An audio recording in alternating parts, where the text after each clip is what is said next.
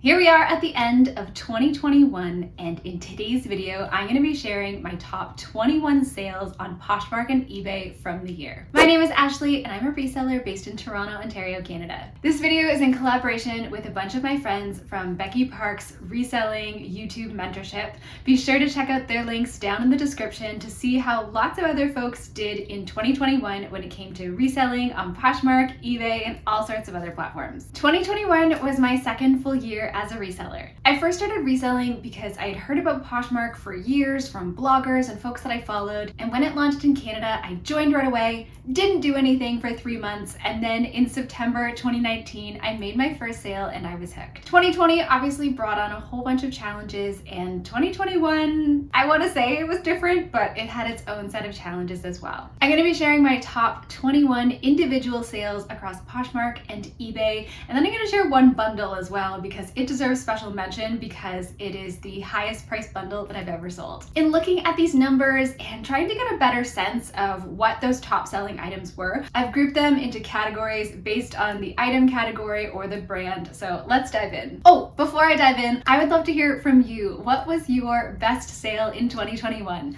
Leave me a comment because I want to celebrate you and the progress you've made and the awesome sales that you've had. Now let's really jump in. One of my best categories was jackets and coats. From a sell-through perspective and from an ASP perspective. ASP is average selling price. The first two came from the same brand, Patagonia. Patagonia is kind of like gold in the reselling world. I've heard the term Patagucci thrown around. It's not something that I come across super often, but I did sell 2 black Patagonia coats this year. The first was a men's coat. It was the Patagonia men's fog bank trench coat in a size small. I received this in a box that I picked up from another reseller named Jade, and it sold for $128. That was back in February, and it took 31 days to sell. That was one of the highest profiting items from that box, and I was really happy with that sale. More recently, I had another Patagonia women's coat sell. It was the women's 3-in-1 Vosk parka. A friend of mine who I had previously worked with asked me if I would sell the coat for her on consignment. It was a great black parka in a size extra small, and it sold for $250 on eBay. That was in November, and that took 32 days to sell. I really hope that I come across more Patagonia in the future because it's definitely a brand I would love to be selling more of when it comes to their coats, their fleeces. Oh, I had another fleece. Oh, how much did that fleece sell for? Ah, yes. The fleece I was thinking of was a quarter zip fleece that I also got in that box from Jade. It had a company logo on it that I was able to remove, and that sold for $76. So it didn't make this list, but that was another great sale in 2021. And as I said, definitely looking for more Patagonia in the future. Would love to sell more of the coats, the fleeces, and any other great pieces that I can get my hands on. Another coat that did well for me was from the brand Trina Turk. It was my first time selling Trina Turk, and this was a piece that I found doing some retail arbitrage. If you've been watching my videos for a while, you probably saw me talk about the lockdowns here in Toronto. They went on for months and months and months, and when things reopened, I did some retail arbitrage at Nordstrom Rack and had really good luck finding amazing things. So this Trina Turk black wool coat was an amazing find. It had a big shawl collar and it was in a size 4. I listed it in the summer, so I thought it might sit for a while, but it took 41 days to sell for $130 on Poshmark. Lululemon is another great brand when it comes to reselling, and this piece was a gorgeous trench coat from a Lulu sub brand called Okoko, O-Q-O-Q-O. I like that I wrote it out for you. I picked this up as part of the amazing thrift haul scavenger hunt that I did with my friend Karina. It was a beautiful gray, green plaid trench from this sub brand. It was in excellent condition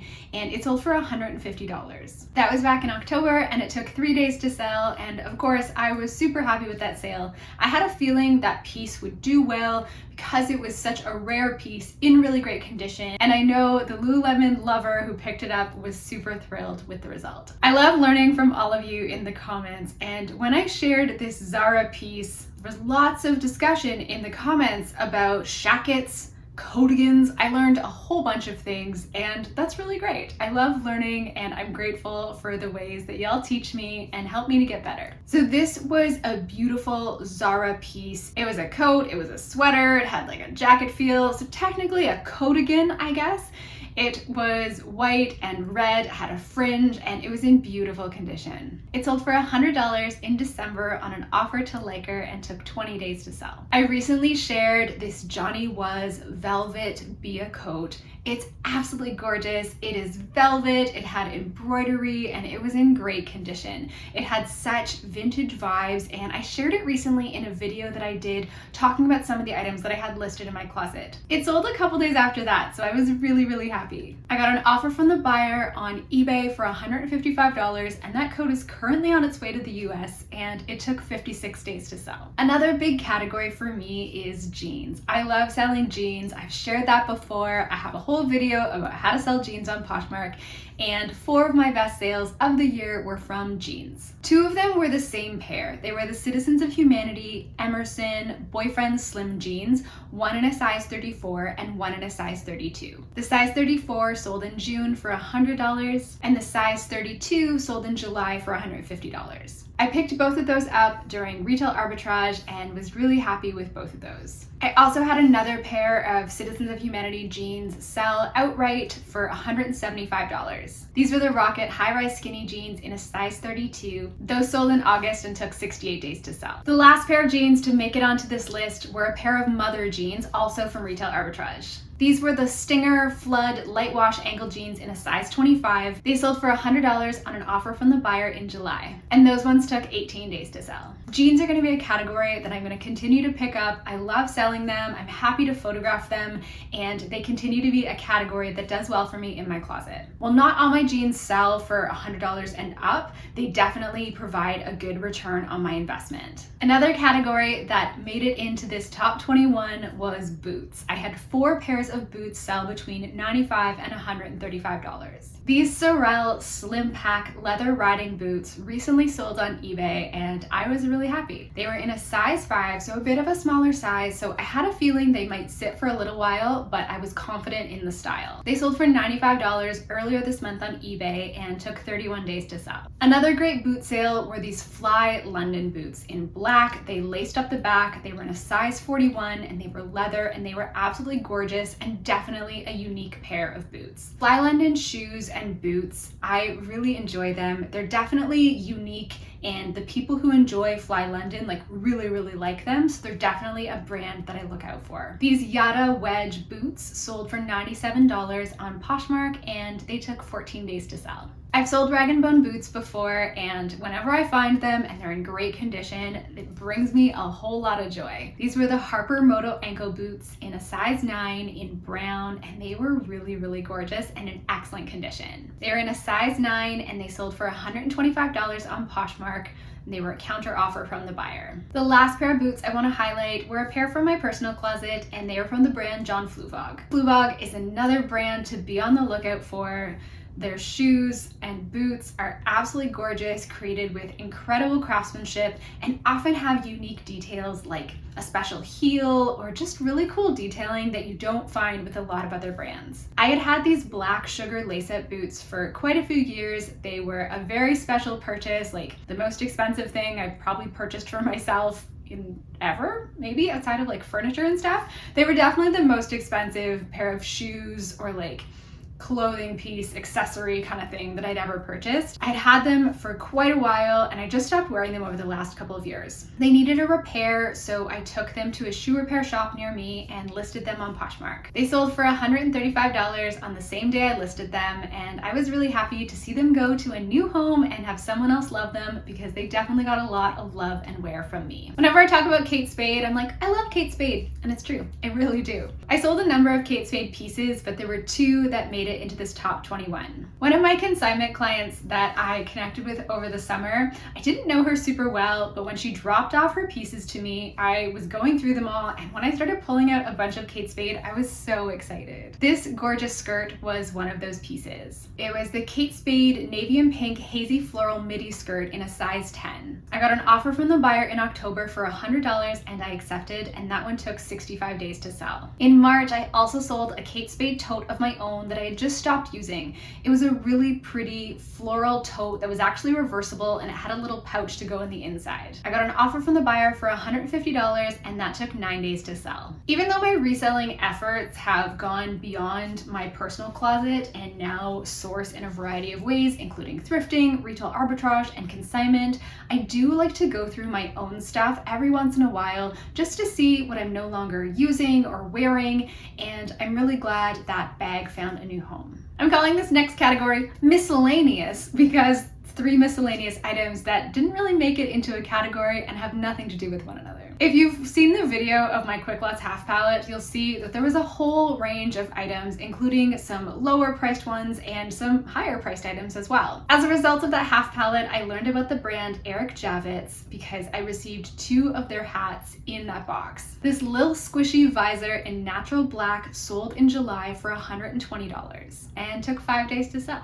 Eric Javits is definitely a brand I'm going to be on the lookout for in the future because their hats and visors retail for upwards of $200, $300, $400 and definitely have a good resale value. I've been trying to get more consistent with listing on eBay, and in October, when I was doing just that, I listed this corset from one of my consignment clients from Northbound Leather. Northbound Leather has a store in Toronto and they make incredible leather and corsets and all sorts of stuff. This corset had been listed on Poshmark for a while and I decided to try it on eBay. It sold for $120 on an offer from the buyer on eBay and just took a day to sell, which was amazing. When I got the offer, it was when I had just started listing things again on eBay, and I got it and I was like, oh my gosh, really? Is this actually gonna happen? And I was very happy with that. I also received this Michael Kors watch in my Quick Lots half palette. It needed a small repair, just a new battery, and I was really happy once I did that repair to get it listed. It was in silver, it was called the Camille Glitz and Glamour watch. It was very sparkly, it was very heavy,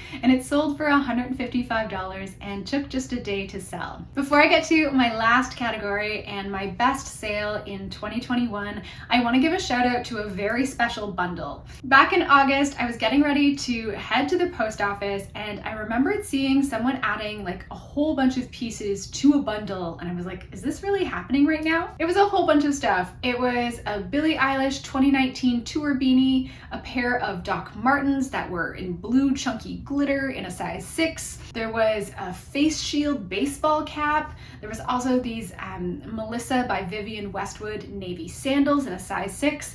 And then there was this Valentino bucket hat that I'd received in my Quick Lots half palette. Before this bundle had been made, as soon as I listed that bucket hat from Valentino, I started getting some lowball offers, but I knew it was worth quite a bit, and so I decided to hold out. This bundle sold for $399 and I was really happy with that, especially because it was a mix of higher end items and some lower end random pieces, and yeah, that was a really good sales day. The last category that I have is Burberry. I wish I could say I get to resell Burberry all the time, and that is not true.